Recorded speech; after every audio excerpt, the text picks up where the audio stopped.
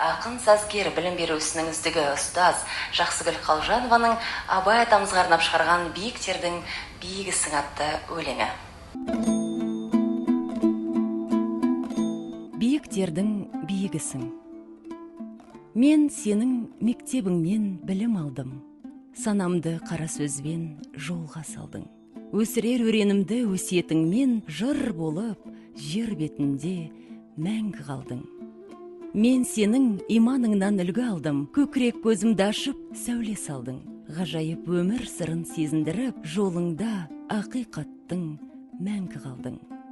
Мен сенің ұрпағыңмын үміт еткен, таңына тәуелсіздік қолы жеткен, сөздерің сүрінгенде сүйеу болар, жан баба қасиетті едің еткен.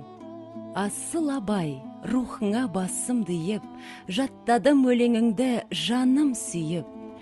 Сен мұзарт, биіктердің биігісің, бауырыңа бүкіл қазақ тұрған сыйып.